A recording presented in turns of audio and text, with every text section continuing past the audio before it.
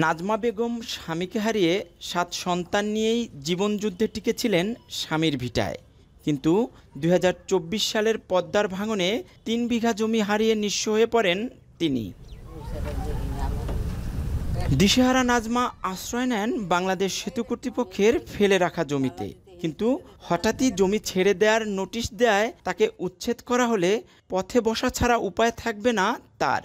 আশ্রয় নইছি, এখন আমরা আশ্রয় থাকতে দিব না, নোটিশ দিয়ে গেলাম, ওই নোটিশ মতন তোমরা বাড়ি করবে ইংরেজি ১ মাস পর।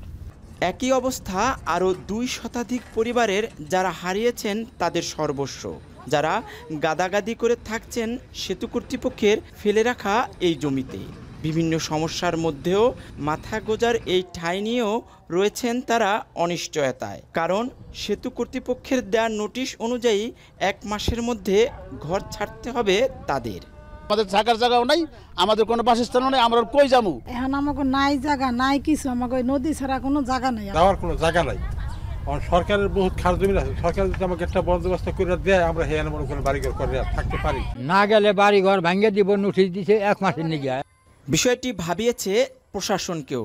তাই নদী ভাঙনের শিকার পরিবারগুলোর জন্য জমির ব্যবস্থার আশ্বাস দিলেন জেলা প্রশাসক। পদ্মার ভাঙনে যেসব মানুষ আশ্রয়হীন হয়ে পড়েছে, সরকারের পক্ষ থেকে আমরা তাদের যে আশ্রয়ের যাতে ব্যবস্থা করা যায়, তারা কোথায় থাকবে সেটার বিষয়ে আমরা খোঁজখবর নিয়ে এটার আশ্রয়ের ব্যবস্থা করার জন্য আমরা চেষ্টা করব। ২০২৪ সালের পদ্মা নদীর তাণ্ডবে জাজিরার পাইনপাড়া এলাকায় ভাঙনে বিলীন হয় বিদ্যালয়, মাদ্রাসা, মসজিদ সহ ২ শতাধিক পরিবারের ভিটেমাটি। নদী ভাঙনের শিকার হয়ে বাংলাদেশ সেতু কর্তৃপক্ষের এই জমিতে আশ্রয় নেয়া ২ শতাধিক পরিবারের ঠিকানা এখন অনেকটাই অনিশ্চিত। তাদের দাবি, সরকারের কোনো জমিতে তাদের মাথা গোঁজার ব্যবস্থা করবে প্রশাসন। কাজী মনিরুজ্জামান, এখন জাজিরা, শরীয়তপুর।